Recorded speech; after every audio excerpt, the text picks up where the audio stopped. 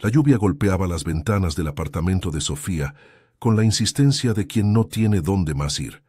Eran las 6 de la tarde de un jueves cualquiera, pero para ella era el día en que cumplía 32 años. No había pastel, ni globos, ni la multitud ruidosa que alguna vez imaginó. Solo estaba ella, sentada en el sofá gastado de su sala en Ciudad de México, mirando cómo las gotas trazaban caminos irregulares por el vidrio. El teléfono vibró 3 veces seguidas. 3 mensajes de su madre, Beatriz. Sofía no los leyó. Sabía exactamente qué dirían. Disculpas envueltas en explicaciones, amor expresado mediante justificaciones, y al final, una invitación a cenar en casa de ella y Darío.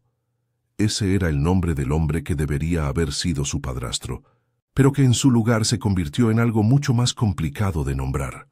Sofía tenía 23 años cuando conoció a Darío en una fiesta. Él tenía 35, trabajaba en finanzas y sonreía como si el mundo fuera un lugar que él hubiera decorado personalmente. Fue amor de esos que duele desde el principio, el tipo de amor que te advierte que terminará mal, pero que ignoras, porque la dulzura de sus palabras es más fuerte que el instinto. Llevaban 2 años juntos cuando su madre entró en escena. Beatriz era una mujer hermosa de 58 años, divorciada 3 veces, con ese tipo de energía que llenaba cualquier habitación. Sofía nunca supo exactamente cuándo empezó todo. Solo recuerda que Darío comenzó a demorarse en regresar a casa. Primero fueron excusas, reuniones que se prolongaban, amigos que necesitaban consejo, un proyecto en el trabajo que lo tenía absorbido. Luego, las excusas se transformaron en silencios. Darío miraba su teléfono con frecuencia, sonreía a mensajes que no compartía con ella, y cuando Sofía le preguntaba qué pasaba, él respondía con ese tono que usan los hombres cuando quieren cerrar una puerta sin cerrarla del todo. Nada importante, amor, solo trabajo. La suegra de Darío, Mariana, fue quien plantó la semilla.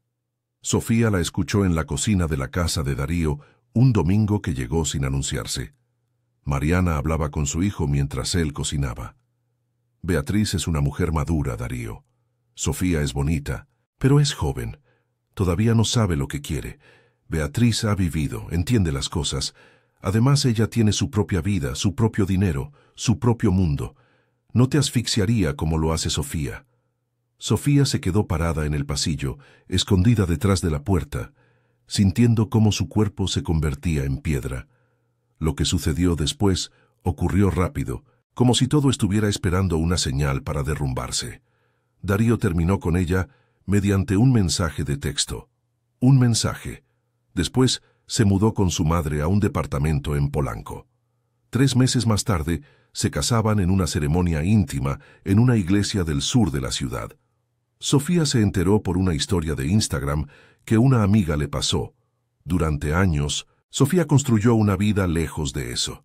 Se mudó a un departamento más pequeño, aceptó un trabajo en un bufete de abogados, empezó a salir ocasionalmente, fingió que estaba bien, pero la verdad vivía dentro de ella como una astilla que nunca se iba del todo. Aparecía en las noches cuando no podía dormir, aparecía cuando veía parejas en la calle, aparecía cada vez que su madre intentaba llamarla. Ahora, a los 32 años, Sofía se encontraba en el lugar donde siempre temía estar, sintiéndose como alguien que había sido reemplazada, no solo por una persona, sino por su propia madre. El teléfono vibró de nuevo. Esta vez era un correo del hotel donde trabajaba su madre. El asunto decía, confirmación de reserva, suite presidencial, aniversario de bodas. Sofía no sabía por qué lo abrió. Tal vez porque los dolores antiguos tienen una forma de volver a nosotros sin invitación. La suite estaba reservada para 2 noches, el viernes y el sábado. Aniversario de bodas. 9 años. 9 años desde que Darío se casó con su madre. Sofía cerró el correo lentamente. Luego, sin pensarlo demasiado, hizo algo que no había planeado.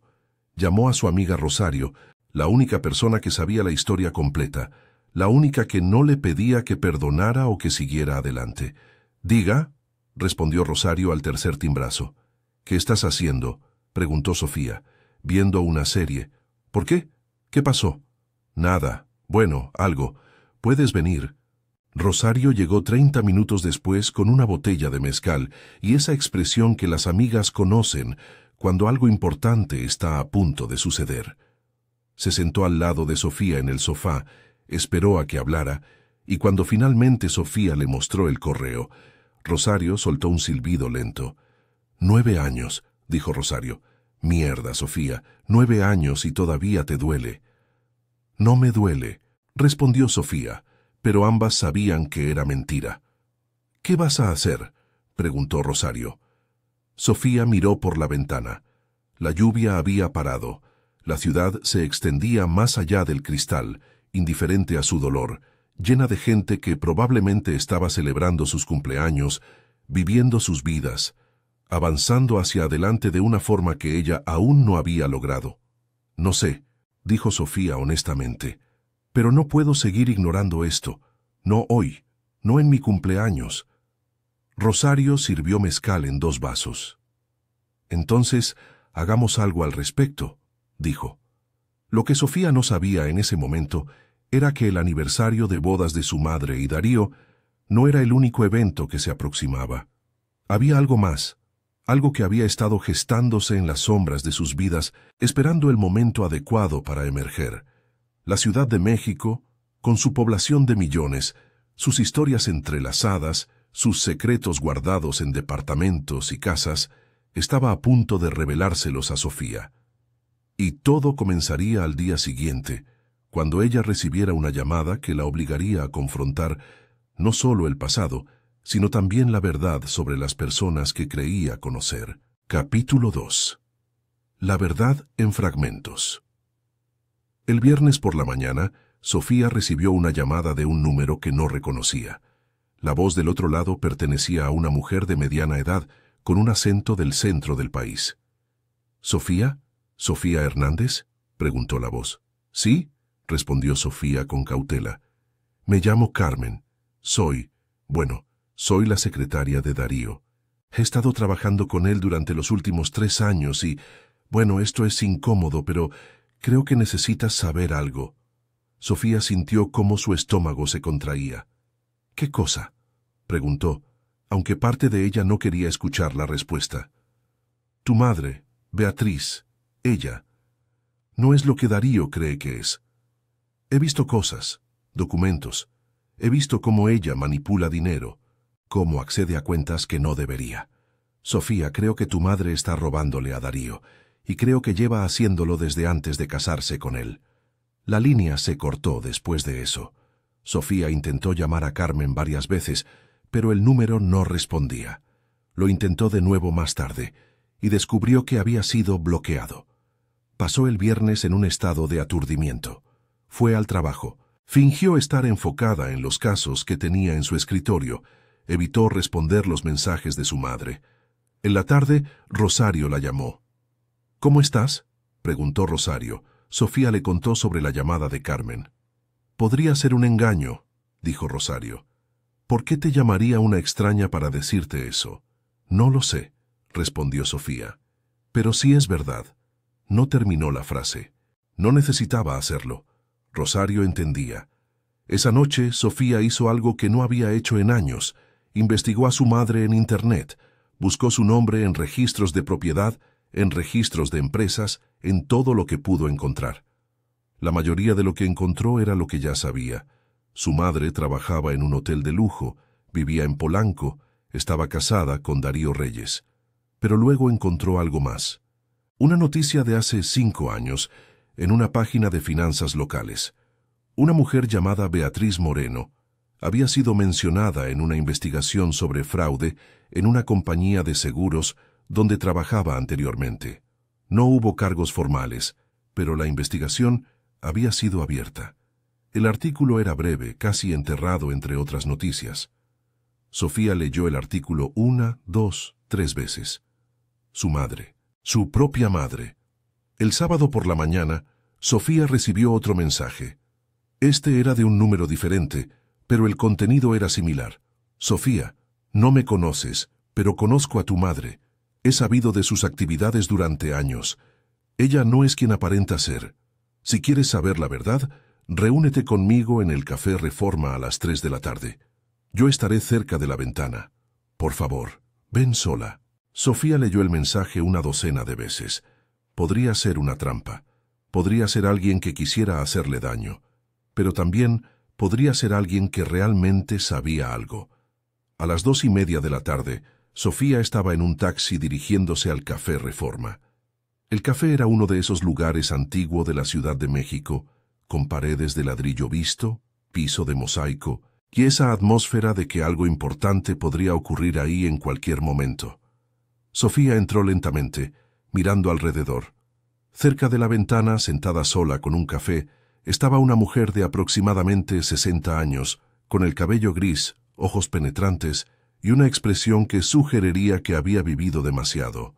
¿Sofía?, preguntó la mujer cuando Sofía se acercó. «Sí», respondió Sofía, sentándose lentamente en la silla frente a ella.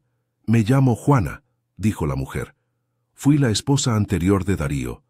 Sofía sintió el mundo inclinarse. «¿Qué?», preguntó, aunque había escuchado perfectamente. «Antes de ti, Darío estuvo casado conmigo durante 13 años», continuó Juana. «Tenemos 2 hijos, y cuando Darío me dejó por tu madre, ella hizo cosas que destrozaron mi vida financiera. Darío es un hombre débil, Sofía. Es fácil de manipular. Tu madre lo supo desde el principio. Lo vio, lo persiguió y lo casó. Y luego, una vez que lo atrapó, comenzó a usarlo. «¿Cómo sé que eres quien dices que eres?», preguntó Sofía, pero su voz temblaba.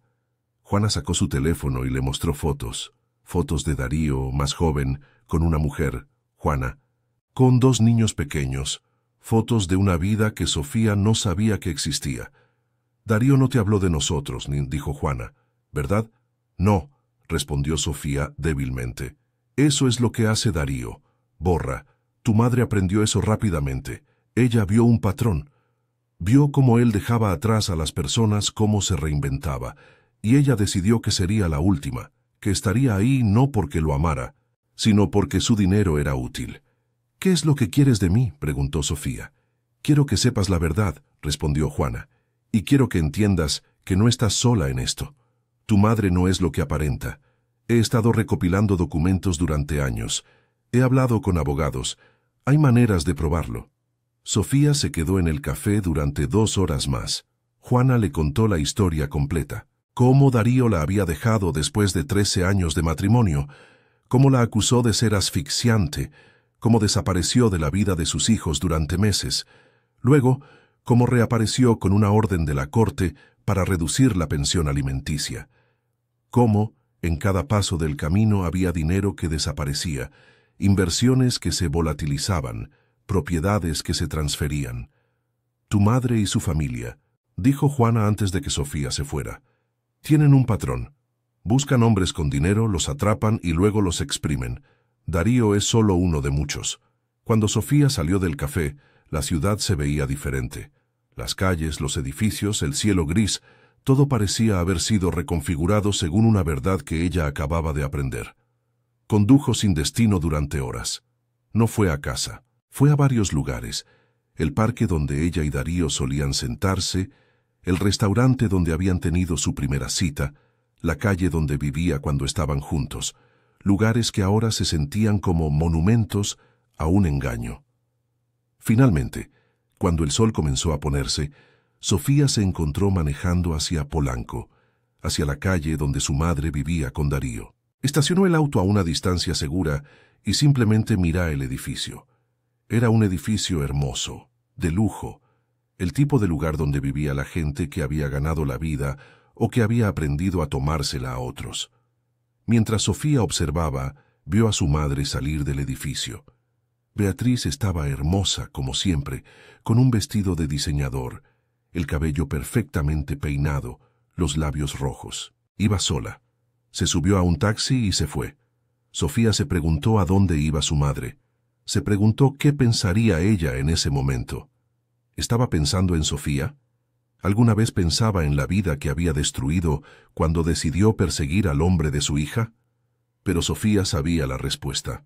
Su madre no pensaba en eso. Su madre era alguien que había aprendido a no pensar en las consecuencias de sus acciones. Era alguien que veía el mundo como un lugar diseñado específicamente para que ella lo tomara. Cuando Sofía finalmente regresó a su departamento, eran pasadas las 10 de la noche. Tenía 32 mensajes de su madre, todos con la misma progresión, primero cariñosos, luego preocupados, finalmente exigentes. El último decía: Sofía, sé que estás molesta conmigo, siempre lo estás, pero hoy es especial, es mi aniversario. Espero que al menos respondas esto. Te amo, hija. Espero que algún día puedas estar feliz por mí. Sofía leyó el mensaje una sola vez y luego lo borró. Capítulo 3. El peso de las decisiones. El domingo por la mañana, Sofía se despertó con la claridad que a veces viene después de una noche de no dormir. Había estado acostada en su cama, mirando el techo, pensando en lo que Juana le había dicho, en las fotos, en la vida que Darío había dejado atrás. Había tomado una decisión. Primero, llamó a su madre. No respondió. Llamó de nuevo. Y de nuevo. En el tercer intento, Beatriz contestó.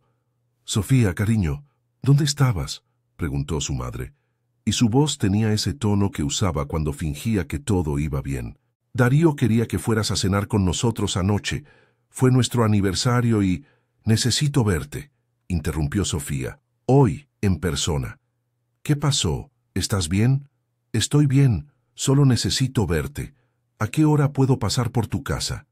Su madre dudó. «Darío está aquí, es domingo. ¿No podrías venir esta noche? Podríamos ir a cenar los tres».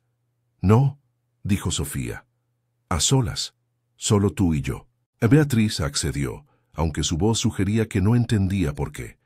Sofía fue a su casa alrededor de las 11 de la mañana. Se vistió con cuidado, como si fuera a una batalla, porque en cierta forma lo era. Su madre abrió la puerta del departamento de Polanco con una sonrisa que se desvaneció rápidamente cuando vio la expresión de Sofía. «¿Qué pasó?», preguntó Beatriz. «¿Recibiste mal resultado en algún examen? ¿Problemas con un cliente?». «Nada de eso», respondió Sofía entrando al departamento. Era la primera vez que estaba en el lugar desde que su madre se había mudado aquí con Darío. Estaba decorado con buen gusto. Arte en las paredes, muebles caros, ventanas enormes con vistas a la ciudad. Era exactamente el tipo de lugar donde viviría alguien que había ganado todo esto limpiamente, o alguien que era muy bueno en fingir que lo había hecho. «Mamá, necesito preguntarte algo», dijo Sofía sentándose en el sofá. «Y necesito que me digas la verdad completa». Su madre se sentó frente a ella, y por primera vez en años, Sofía vio algo en los ojos de su madre que parecía genuino. Miedo. «¿Qué pregunta?», preguntó Beatriz, pero ya estaba preparando su defensa. Sofía podía verlo. «¿Darío sabe que tuviste una investigación en tu trabajo anterior? ¿Una investigación por fraude?». El color se drenó del rostro de su madre.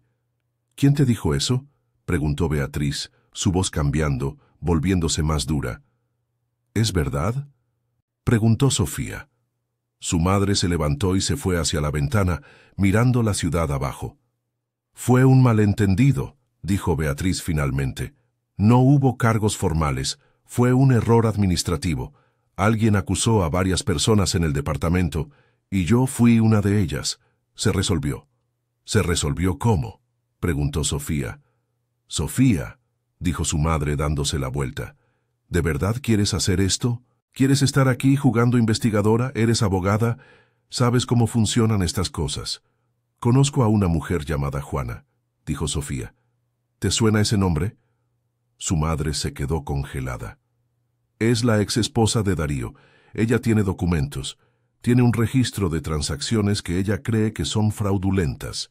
Cree que tú y tu familia han estado extrayendo dinero de Darío desde antes de que se casaran». «Juana es una amargada», respondió Beatriz, su voz creciendo. «Está furiosa porque Darío la dejó. Ella dirá cualquier cosa para hacerme parecer culpable, para separarme de mi marido». «¿Es eso lo que ella está haciendo?», preguntó Sofía. «¿O es la verdad?». Su madre se acercó a Sofía, y en su rostro había una expresión que Sofía nunca había visto antes. Era como si la máscara hubiera caído completamente, y lo que quedaba era crudo y verdadero. «¿Sabes qué es tu problema, Sofía?», dijo Beatriz. «Siempre has sido débil. Siempre has permitido que la vida te suceda en lugar de suceder a la vida. Yo tomé lo que era mío. Darío es mío. Ese dinero es mío. Porque mientras otros esperar, yo actúo». «Darío tiene 2 hijos», dijo Sofía, «hijos de su matrimonio anterior. Juana dice que él redujo la pensión alimenticia. ¿Sabías eso?». Su madre se encogió de hombros. «No es mi problema», respondió. «¿No es tu problema?», preguntó Sofía, y sintió algo en su pecho que era casi como alivio, porque ahora sabía exactamente quién era su madre. Ahora sabía exactamente qué había hecho Beatriz, y más importante, sabía exactamente qué no haría nunca más. No volvería a permitir que alguien como su madre la manipulara. «Darío ama este estilo de vida», continuó su madre, como si Sofía no hubiera hablado. «Él quería esto, quería estar conmigo, quería dejar atrás todo eso de su pasado. Y ahora, ¿quieres venir aquí y juzgarme porque hice que sucediera? Lo que hiciste fue mentir», dijo Sofía levantándose. «Mentiste a Darío, lo manipulaste, y no solo a él, a mí también, a todos». «¿Y qué vas a hacer?», preguntó su madre burlándose. «¿Vas a contarle a Darío? ¿Le dirás que su esposa tiene un pasado dudoso? ¿Crees que le importará? Sofía, él sabe quién soy. Él no se preocupa porque tiene demasiado que perder si se separa de mí». Sofía se dio cuenta de que su madre decía la verdad. Darío probablemente sabía, o al menos sospechaba. Y como su madre dijo, él no haría nada, porque el status quo lo beneficiaba a él también. Era un arreglo mutuo, una transacción donde ambos lados ganaban algo que querían, pero Sofía no tenía nada que ganar manteniéndose callada. «Voy a hacer algo», dijo Sofía. «Voy a ayudar a Juana. Voy a revisar esos documentos. Y si hay fraude, y creo que lo hay, voy a asegurarme de que se reporte a las autoridades correspondientes». Su madre se rió.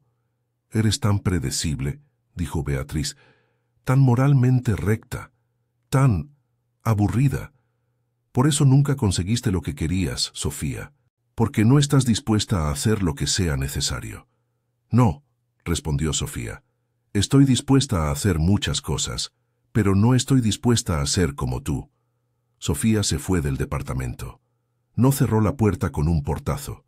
Simplemente se fue, calmadamente, como alguien que había finalmente entendido que algunos puentes estaban destinados a quemarse. Cuando llegó a casa, llamó a Juana. Acordaron reunirse el lunes en el bufete de abogados donde Sofía trabajaba. Esa noche, Sofía se sentó sola en su departamento, en la oscuridad, permitiéndose sentir todo lo que había estado guardando durante años. Sentía la rabia, sentía la tristeza, sentía la decepción de descubrir que la persona que la había traído al mundo era también la persona que más fácilmente la había dejado ir.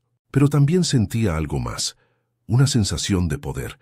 Por años la historia de Darío y su madre la había tenido atrapada, como una mosca en ámbar, pero al enfrentarla directamente, al decidir que no permanecería en el silencio, al elegir hacer algo al respecto, Sofía se había liberado a sí misma. No era un final limpio, no era una conclusión satisfactoria, pero era la verdad, y en ese momento, para Sofía la verdad era lo único que importaba. Capítulo 4. Reconstrucción. 3 meses después, Sofía estaba en la oficina de un juez, presentando un caso de fraude contra Beatriz Moreno, también conocida como Beatriz Reyes. Juana había traído documentos, registros bancarios, transferencias de dinero que no tenían explicación legítima. Un contador forense que Sofía había contratado había confirmado que había patrones claros de extracción de fondos. Darío estaba presente en la corte. Se veía diferente, envejecido, cansado, como alguien cuya vida había sido sacudida tan violentamente que aún estaba aprendiendo a estar de pie. Sus ojos buscaron a Sofía cuando ella entró a la sala. Ella no le devolvió la mirada. El abogado de Beatriz argumentó que todos los fondos se habían transferido con el consentimiento de Darío, que era un arreglo matrimonial completamente legal, pero los correos electrónicos que Juana había encontrado probaban lo contrario. Demostraban a Beatriz instruyendo a su hermano, que trabajaba en finanzas, sobre cómo acceder a cuentas sin dejar un rastro obvio. El juez fue escéptico, pero la evidencia era abrumadora. Al final dictaminó que había causa suficiente para proceder a juicio. Beatriz fue acusada formalmente de fraude financiero. Mientras salían de la corte, Darío se acercó a Sofía. «Gracias», dijo simplemente. «No sé si debería estar agradecido, pero lo estoy». Sofía no respondió de inmediato. Miró a Darío, este hombre que había roto su corazón, este hombre que ahora su vida estaba siendo destrozada por su propia debilidad y vanidad. «No lo hice por ti», dijo finalmente. «Lo hice porque era lo correcto». «Lo sé», respondió Darío, «pero gracias de todas formas». Días después, Juana la llamó. Sus hijos iban a recibir la pensión completa de nuevo. Había sido restablecida por el juez como parte del acuerdo. Juana lloraba mientras lo decía. «Te cambié la vida», dijo Sofía. «No», respondió Juana. «Yo cambié mi propia vida. Lo único que hiciste fue tener el coraje de decir la verdad. Muchas personas no lo hacen». Sofía colgó el teléfono y se permitió sonreír. Gradualmente la vida comenzó a normalizarse. Su trabajo en el bufete continuó. Tomó varios casos más de fraude y se convirtió en la especialista en la firma. Empezó a salir ocasionalmente, a citas sin presión, conociendo a personas nuevas sin la carga del pasado, adheriéndose a ella como una sombra. Rosario, que había estado a su lado durante todo el proceso, la llevó a cenar para celebrar el primer aniversario de que Sofía había confrontado a su madre.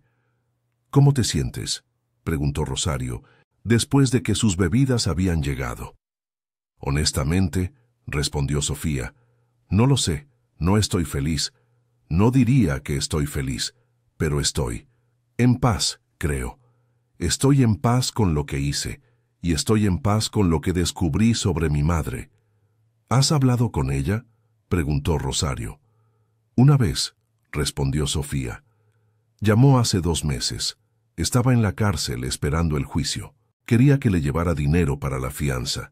Le dije que no». «¿Te pidió disculpa?», preguntó Rosario. «No», respondió Sofía. «Ni una sola». Rosario levantó su vaso. «Entonces aquí está», dijo.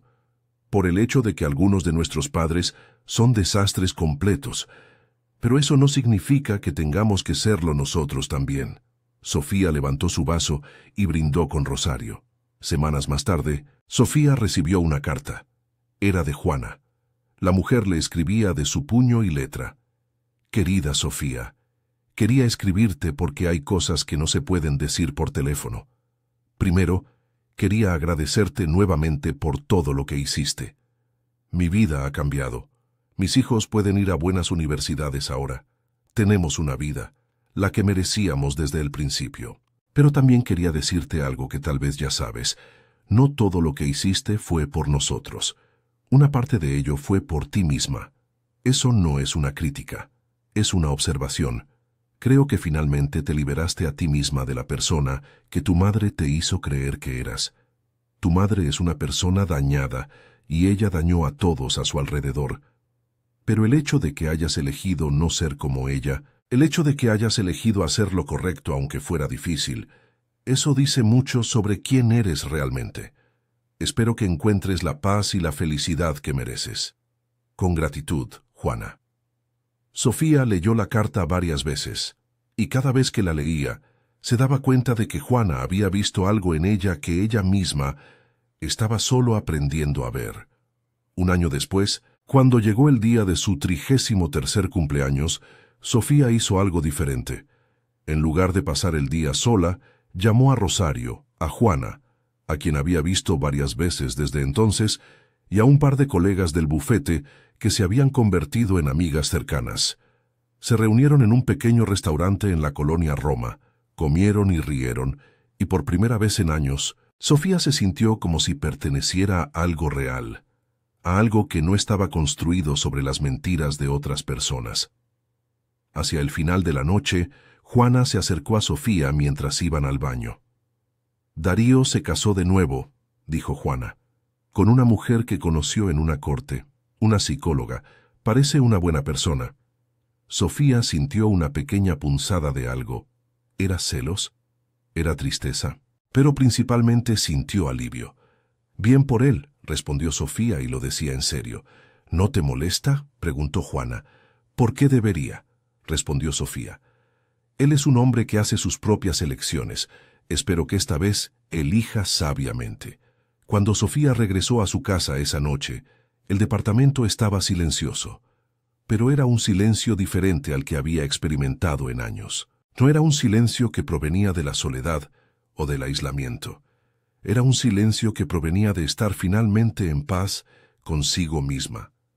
Se sentó en el sofá, el mismo sofá donde, un año atrás, había leído el correo de confirmación de la reserva del hotel, el mismo sofá donde su vida había tomado un giro, y se permitió sonreír, porque había aprendido algo que la mayoría de las personas tarda toda la vida en aprender, si es que lo aprende, que la verdad, aunque duele, es liberadora, que el acto de decir la verdad, incluso cuando va en contra de las personas que amamos, es un acto de amor hacia nosotros mismos, y que los cumpleaños no son realmente sobre las personas que nos rodean. Son sobre quienes nos hemos convertido. Sofía Hernández, a los 33 años, finalmente se había convertido en alguien que podía mirarse al espejo y reconocer. Y eso, pensó mientras miraba por la ventana a la ciudad de la que era parte, era el regalo más grande que el tiempo podía dar.